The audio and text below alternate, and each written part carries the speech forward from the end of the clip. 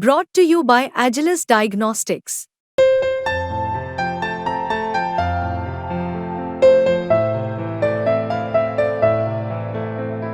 Agilus Diagnostics.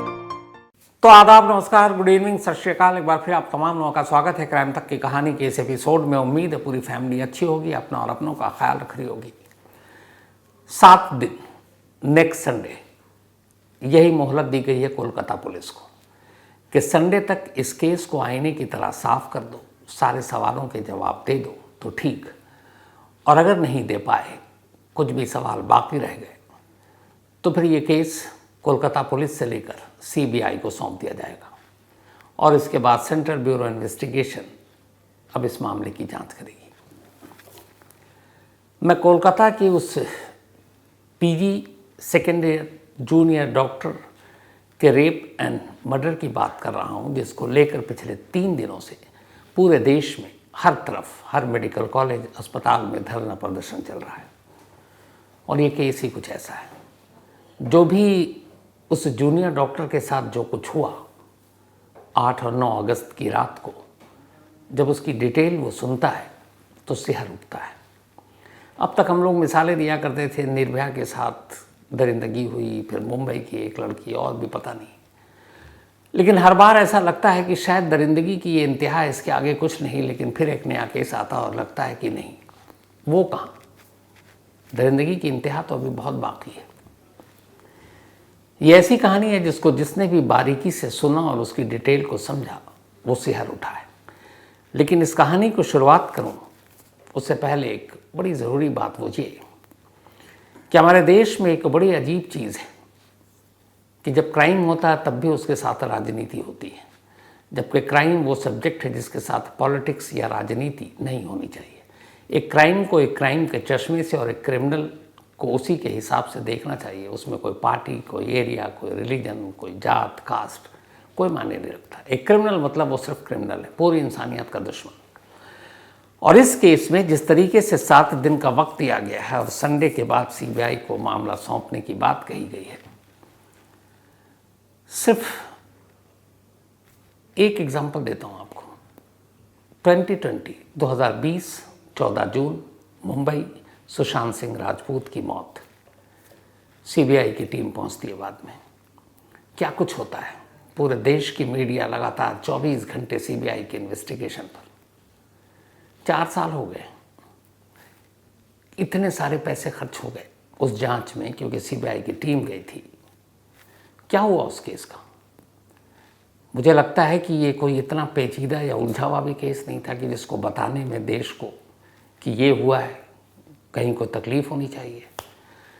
लेकिन CBI ने क्या किया है, पूरी जांच की, फाइल उठा के ठंडे बस्ते में डाल दिया है कि जब मौका आएगा, जब कुछ ऐसा होगा, तब अचानक निकालेंगे छम से और देश को बताएंगे कि ये है।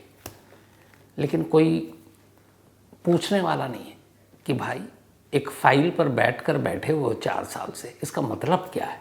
जो तुमने जांच की है अपने पैसे से नहीं की है, टैक्स पेयर के पैसों से की है, टैक्स पेयर्स के इतने पैसे लगे हैं, और तुम 4 साल से मतलब ये भी नहीं समझते हो कि लोगों को बताना चाहिए, जनता को बताना चाहिए कि इस केस की सच्चाई क्या, सुशांत सिंह राजपूत की मौत कैसे हुई, खुदकुशी थी, हत्या थी, जो तमाम बातें हो रही। मतलब फैमिली भी अब खामोश है, क्योंकि अब लग गया कि सीबीआई से भी क्या उम्मीद। और उसी बदकिस्मती से सीबीआई को हर केस में जब लगता है कि कुछ ऐसी चीज़ें हो रही है, यही मांग उठती है सीबीआई को सौंप दो। और सीबीआई का इतिहास उठा के देखें तो कितने केस को सुलझा पाई है। जितनी सुलझाई है उससे ज़्यादा तो उसने उलझा रखा है या फिर ख़राब कर दिया है। बल्कि अगर आप डेटा देखें तो सीबीआई से ज़्यादा अच्छे रिकॉर्ड तो अपने देश की तमाम स्टेट पुलिस की है। कम से कम वो उसको सुलझा देते हैं, उनके ऊपर एक प्रेशर रहता है और वो काम करके बता देते हैं।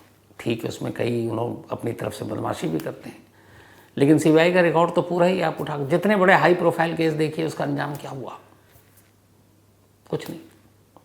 और ये सुशांत सिंह राजपूत तो मैंने एक एग्जाम्पल देने के लिए बोला था।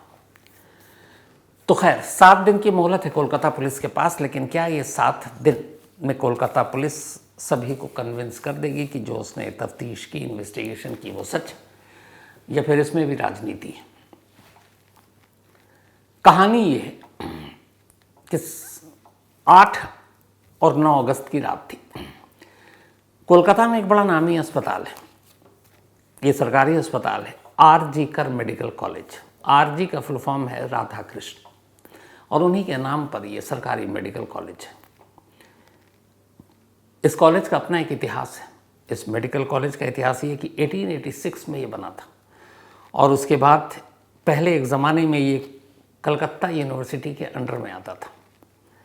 फिर धीरे धीरे ये एक मेडिकल कॉलेज के तौर पर उभरता गया, और आखिर में इस कॉलेज को 12 मई 1948 को डॉक्टर राधा गोविंद कर के सम्मान में इसका नाम रखा गया था, आर.जी. कर मेडिकल कॉलेज। और इस कॉलेज में जो बच्चे आते हैं डॉक्टरी के लिए, जूनियर डॉक्टर के तौर पर ट्रेनिंग के लिए, वो जाहिर सी बात है नीट का एग्ज़ाम क्वालिफाई करके आते हैं। ऐसी एक लड़की थी जिसने बड़ी मेहनत से पढ़ाई की। माँ बाप का सपना था इकलौती बेटी कि मेरी बेटी डॉक्टर बने, और बेटी का सपना ये कि मैं अपने माँ बाप को इस गरीबी के दलदल से बाहर निकालूं। बाप गरीब, कोलकाता से दूर नॉर्थ 24 परगना में रहा करता। फैमिली में 3 ही लोग, वो लड़की और उसके माँ बाप। बाप रोज़ी रोटी चलाने और अपनी बेटी को पढ़ाने के लिए बच्चों के स्कूल के यूनिफॉर्म बेचा करता था, और उसी स्कूल के यूनिफॉर्म को बेचकर वो अपना घर चलाता, अपनी बेटी को पढ़ाता। धीरे धीरे बेटी ने 10th किया, 12th किया, उसके बाद डॉक्टरी का एग्ज़ाम पास किया, MBBS की पढ़ाई की। MBBS के बाद अब वो आर.जी. कर मेडिकल कॉलेज में पहुंचती है, और PG की 2nd ईयर की स्टूडेंट थी। सामने अब पूरा करियर था। माँ बाप जो बचपन से सपना देख रहे थे वो पूरा होने वाला था। बेटी डॉक्टर बनने वाली थी, घर का नक्शा पलटने वाला था, उनकी गरीबी भी दूर होने वाली थी। लेकिन ये सब थी होने वाली थी, हुआ कुछ और। इस जूनियर डॉक्टर 2nd ईयर की जब ये आर.जी. कर मेडिकल कॉलेज में जाती तो इसकी आजकल ड्यूटी लगी हुई थी। हर अस्पताल में आप जाएंगे तो जूनियर डॉक्टर की ड्यूटी लगी होती है, और उनको सारा काम देखना होता है, ख़ासतौर पर इमरजेंसी में, वार्ड में अलग अलग शिफ्ट लगी होती है। तो इस जूनियर डॉक्टर की शिफ्ट नाइट शिफ्ट थी पिछले कई दिनों से। तो नाइट शिफ्ट में जाती, रात वही करीब 10 बजे के आसपास शिफ्ट शुरू होती और सुबह शिफ्ट ख़त्म होती। फिर वो वहाँ से अपने घर जाती। लाल बाज़ार इलाके में ये हॉस्पिटल था। 8 अगस्त को भी अपने घर से निकली रूटीन रोज़ाना की तरह। उसके बाद अस्पताल पहुंची। अस्पताल पहुंचने के बाद अलग अलग जो भी पेशेंट, जो भी उसकी जिम्मेदारी उसने अटेंड किया, मरीज़ों को देखा। और इसके बाद रात अब करीब 2 बज गए। अब अस्पताल पे मरीज़ों का बर्डन थोड़ा कम हो गया। अस्पताल में सन्नाटा था, मरीज़ कम होने लगे थे। थोड़ा फुर्सत का लम्हा मिला।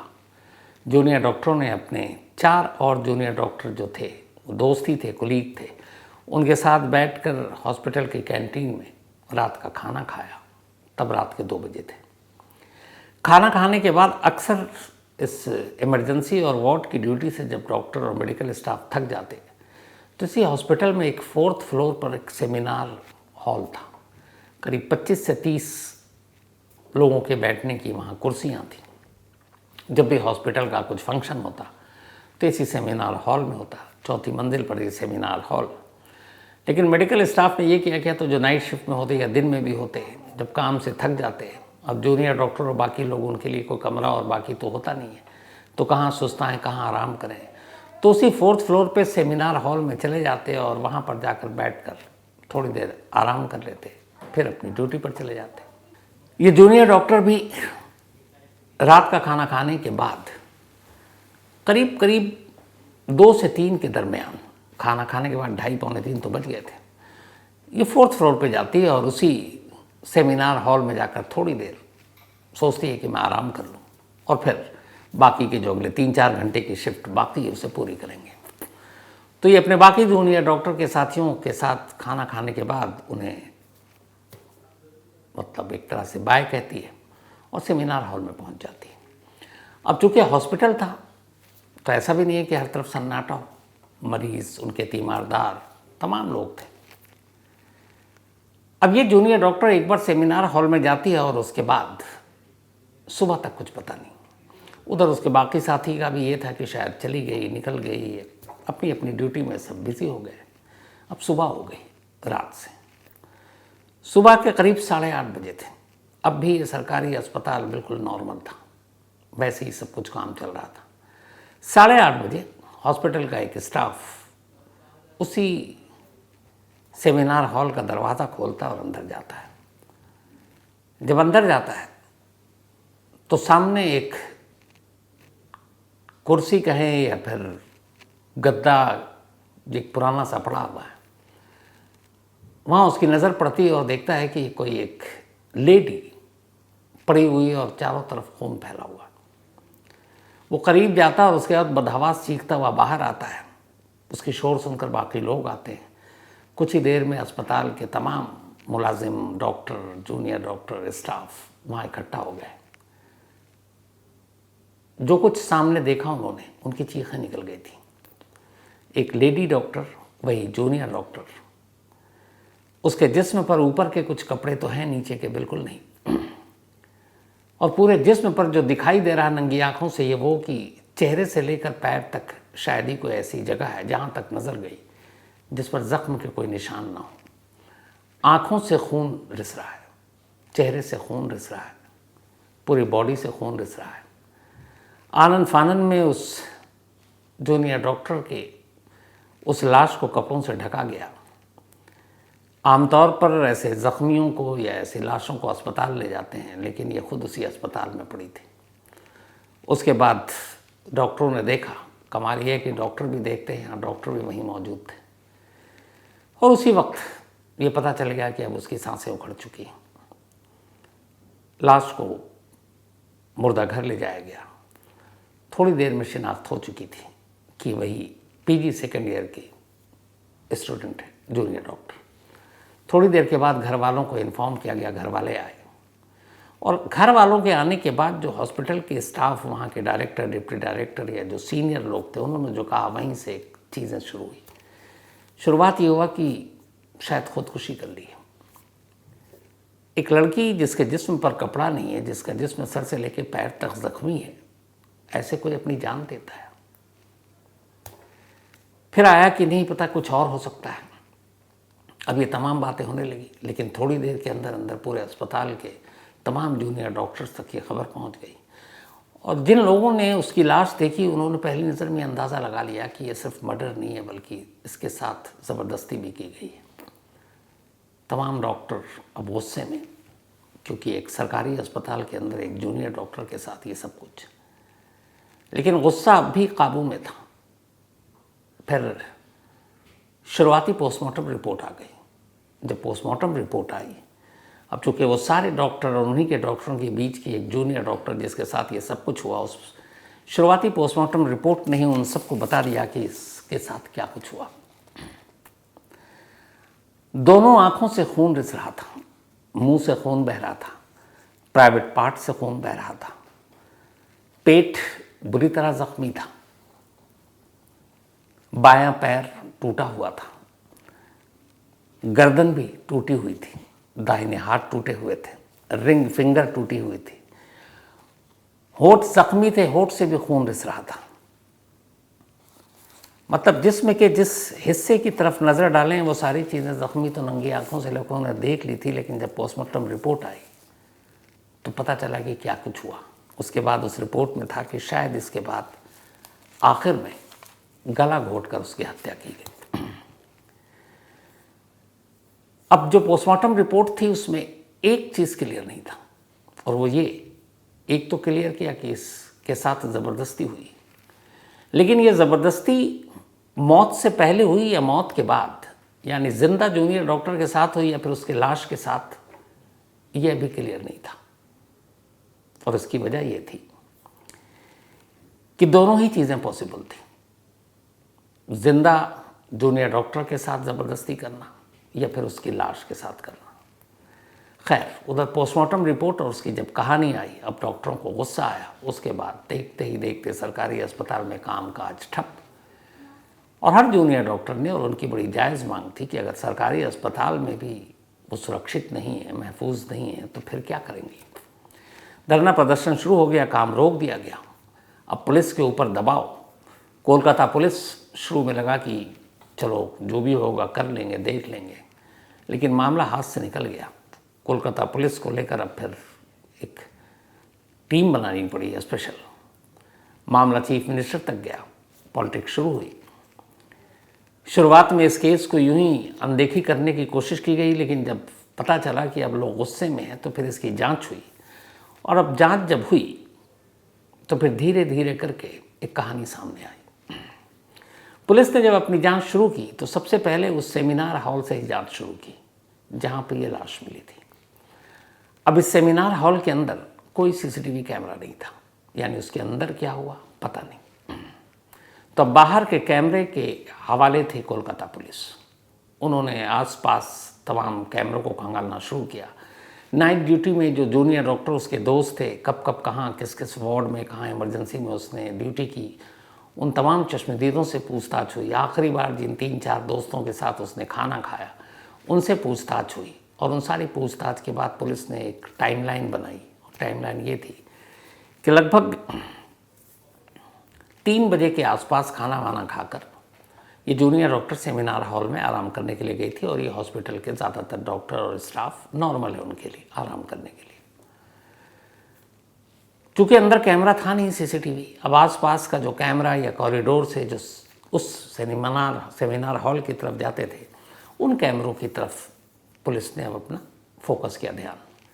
इत्तेफाक से ऐसे 2 कैमरे मिले जो उस सेमिनार हॉल के एंट्री और एग्जिट को कवर करता था।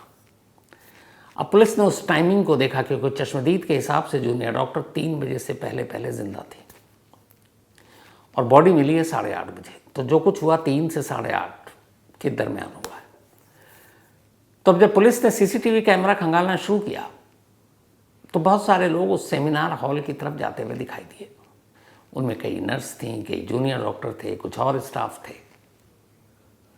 तब उनमें किस पे शक किया जाए, लेकिन इत्तेफाक से उन्हीं सबके बीच में, और चूँकि बहुत सारे उसमें जो डॉक्टर का लिबादा जो ड्रेस होती है या नर्स की ड्रेस होती है वो उसमें नहीं, मतलब एक नॉर्मल प्लेन कपड़ों में भी वहाँ से कुछ लोग गुजरे।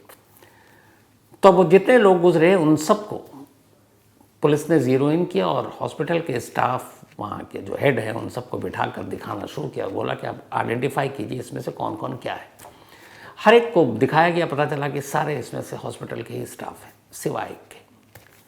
एक शख्स को जब पुलिस ने पूछा ये कौन है, तो पता चला कि वो स्टाफ नहीं है, वो एक तरह से आप कहें कि सिविल कार्यकर्ता टाइप है, जो बहुत सारे होते हैं ना, समाज सेवी कार्यकर्ता, लोगों की मदद करना, उनको हॉस्पिटल में भर्ती करवाना। तो ये वो शख्स था जो अक्सर हॉस्पिटल आता और दुखियारों को, जो ऐसे लोग हैं उनको कहता कि भाई एडमिट कर लो। और ये वो शख्स था जो कोलकाता पुलिस के लिए एक तरह से काम भी किया करता था। कोलकाता पुलिस को कुछ इन्फॉर्मेशन देना है, ये करना है, वो करना है। पता चला उसका नाम संजय रॉय है, संजय रॉय। तो उस रात यहाँ क्या कर रहा था, पुलिस को सीधा लगा केस सुलझ गया। लेकिन फिर हॉस्पिटल के स्टाफ ने बताया कि वो अक्सर रात को यहाँ आता है, कई मरीज़ जिनको भर्ती करा जाता है उनको देखने के लिए, उनकी तीमारदारी के लिए भी आता है, कई बार हालचाल पूछने के लिए आता है। पुलिस को लगा कि फिर ये तो रूटीन आता है, तो कोई नई चीज़ तो है नहीं। तभी एक पुलिस अफसर की नज़र संजय राय के गले पर गई।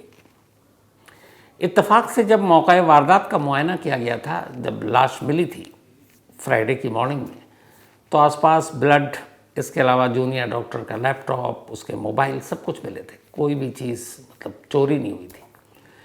उसी जगह पर एक नेक बैंड ब्लूटूथ एयर मिला था, जो कान में लगाते हैं हम लोग।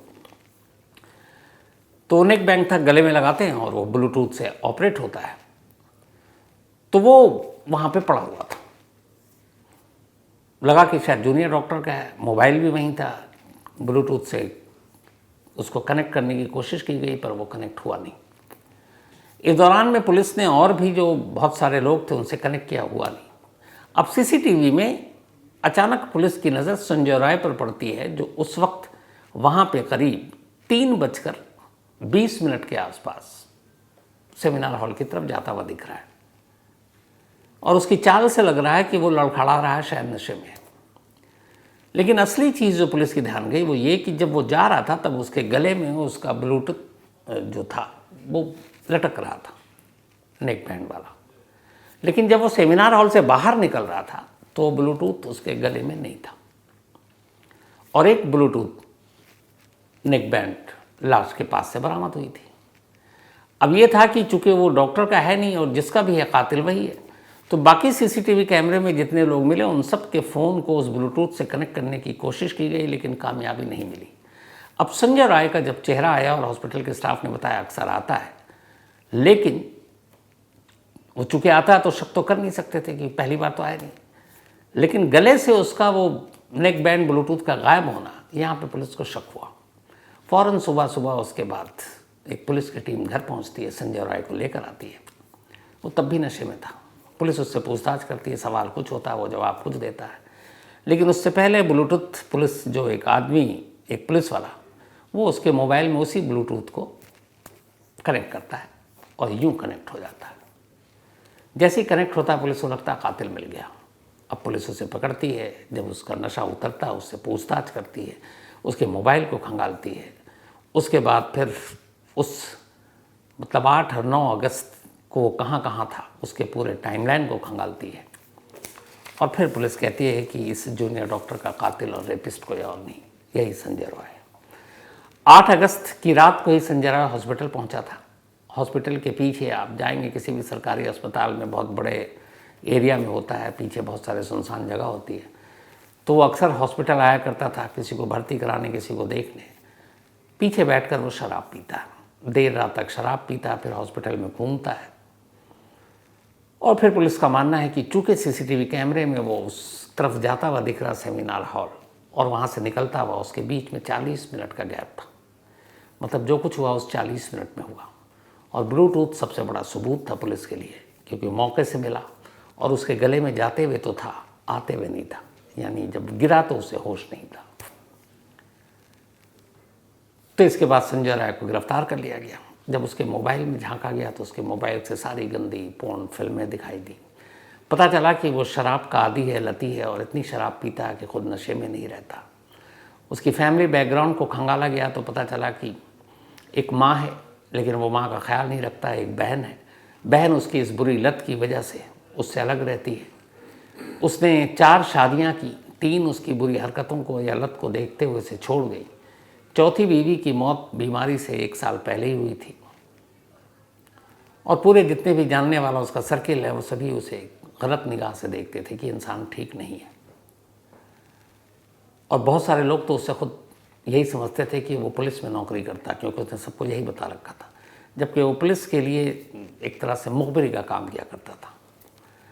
अब संजय राय को पुलिस ने पकड़कर, कोलकाता पुलिस ने कहा कि उसने इस केस को सुलझा लिया है, लेकिन अब इस बात की जांच कर रहे हैं कि क्या वो अकेला था, क्योंकि अब 2-3 सवाल उठ रहे हैं। वहाँ के क्राइम रिपोर्टर्स में भी उठ रहे हैं। हमारे खुद एक राजेश साहा कोलकाता के बहुत ही ब्रिलियंट क्राइम रिपोर्टर, उनसे बात हुई तो सवाल ये है कि जो जूनियर डॉक्टर हैं उनका वेट ठीक ठाक था, और ये जो संजय राय है ये थोड़ा सा दुबला पतला टाइप है, तो क्या अकेले वो उसने काबू पा लिया? अब यही सवाल पुलिस से पूछा गया कि एक शख्स अकेला जूनियर डॉक्टर को काबू पा सकता था, और इसकी शारीरिक बनावट को देखते हुए, मतलब संजय राय को। तब पुलिस ने इस बात का जवाब दिया कि हो सकता है उसने जाकर अटेम्प्ट की कोशिश की, ज़बरदस्ती करने की, लेकिन उसने विरोध किया जूनियर डॉक्टर ने, और फिर उसने उसको किसी वजनी चीज़ से मारा बेतहाशा। वो बेहोश हो गई। ये बहुत मुमकिन है कि तब तक उसकी सांसें उखड़ चुकी थी, उसकी मौत हो चुकी थी। तो मौत के बाद उसके साथ उसने ज़बरदस्ती की। इस पॉसिबिलिटी से कोलकाता पुलिस ने इनकार नहीं किया, क्योंकि जीते जी उसके साथ ज़बरदस्ती करना, खुद जो भी विटनेस हैं उनको भी लगता है, दोनों की सारी चीज़ों को देखते हुए, कि पॉसिबल नहीं है। या फिर दूसरी थ्योरी ये है कि इसमें एक से ज़्यादा लोग थे। तो ज़्यादा लोग थे तो कौन थे वो? क्या हॉस्पिटल के स्टाफ थे या कोई और था? उसके अपने दोस्त थे उसी तरह के शराबी? कौन था? लेकिन बाहरी और कोई शख्स सीसीटीवी कैमरे में कैद हुआ नहीं। उसके अलावा जितने हैं सब हॉस्पिटल के स्टाफ हैं। तो पुलिस को ये कंफर्म करना है और ये कन्विंस करना है कि संजय रॉय का अकेले का काम है या फिर इसके साथ और भी लोग जुड़े हुए हैं। और इसको करने के लिए पुलिस के पास नेक्स्ट संडे तक की मोहलत है, क्योंकि कोलकाता की सीएम ममता बनर्जी ने कोलकाता पुलिस को सिर्फ और सिर्फ संडे तक की मोहलत दी है और कहा है कि अगर आपने संडे तक इस केस को नहीं सुलझाया तो मैं ये केस सीबीआई को सौंप दूंगी। लेकिन मेरा दूसरा है वो ये है कि सीबीआई को अगर केस सौंपा जाता है तो इस केस का हश्र क्या होगा पता नहीं। तो आज कहानी में इतना ही, लेकिन कहानी ख़त्म करूं उससे पहले वही अपना सिलसिला। आज राज रत्न इनका जन्मदिन है, हैप्पी बर्थडे राज रत्न जी। और ये रीता मेंडोंजा के पापा हैं। साथ ही वरुण जैन का भी बर्थडे है, तो हैप्पी बर्थडे वरुण। और ये भेजा जॉली सिंह ने है। देविंदर कौर जी इनका भी जन्मदिन, तो हैप्पी बर्थडे देविंदर जी। और ये डॉक्टर गुरप्रीत सिंह की वाइफ हैं। विहा द्विवेदी का भी आज बर्थडे है, तो हैप्पी बर्थडे विहा। और ये ज्योति मिश्रा जी की बिटिया हैं। किरण कुमार डांगी इनका भी जन्मदिन, तो हैप्पी बर्थडे किरण कुमार जी। रूपा जायसवाल का भी बर्थडे है, तो हैप्पी बर्थडे रूपा जी। और ये सुधीर कुमार ने भेजा है। साथ ही रोहित छाबरा इनका भी आज जन्मदिन है, तो हैप्पी बर्थडे रोहित। और प्रबल वशिष्ठ ने भेजा है। निर्मल टहडा इनका भी आज जन्मदिन है, तो हैप्पी बर्थडे निर्मल। शीतल चौधरी का भी बर्थडे है, तो हैप्पी बर्थडे शीतल चौधरी जी। और ये रोनित चौधरी जी की पत्नी है। धर्म मिश्रा इनका भी बर्थडे है, तो हैप्पी बर्थडे धर्म मिश्रा जी। और ये अजंता मिश्रा जी के हस्बैंड हैं। साथ ही आराध्य पाठक इनका भी बर्थडे है, तो हैप्पी बर्थडे आराध्य। और ये भूपेंद्र मिश्रा जी के बेटे हैं। हेमंत साहू का भी जन्मदिन है, तो हैप्पी बर्थडे हेमंत जी। और ये भेजा है रानी, इसके अलावा अथर और आरोही ने। केशव नेगी एंड नरेंद्र सिंह नेगी इन दोनों का भी जन्मदिन है, तो केशव और नरेंद्र जी आप दोनों को बहुत बहुत जन्मदिन की बधाई। भेजा है बलदेव नेगी ने। इसके अलावा अनवर रईस और मीता भट्टाचार्य जी, अनिल, सुरभि, साथ ही सादिक, इन लोगों ने आज की इस कोलकाता की स्टोरी की फरमाइश की थी। Adnan Shams, thank you so much. और पक्का मेरा ठाऊंगा तो आपसे मुलाकात होगी। इसके अलावा मोहम्मद सलमान, इन्होंने कहानी की फरमाइश की है। गौरी, इन्होंने कहानी की फरमाइश की है। Thank you so much Gauri Ismail के लिए। तो कहानी में आज इतना ही है। अब आपसे मुलाकात होगी कल रात 9 बजे। ख़ास दिन है कल, तो कल कुछ खास ही होगा। 9 बजे कल मिलेंगे आपसे नई कहानी के साथ या किसी और चीज़ के साथ, पर कल मुलाकात होगी। बहुत सारे लोग, आप लोग अंदाज़ा लगा ही लेंगे कल क्यों ख़ास है। तो कल मुलाकात करते हैं। तो तब तक अपना और अपनों का ख्याल रखिएगा। Thank you very much.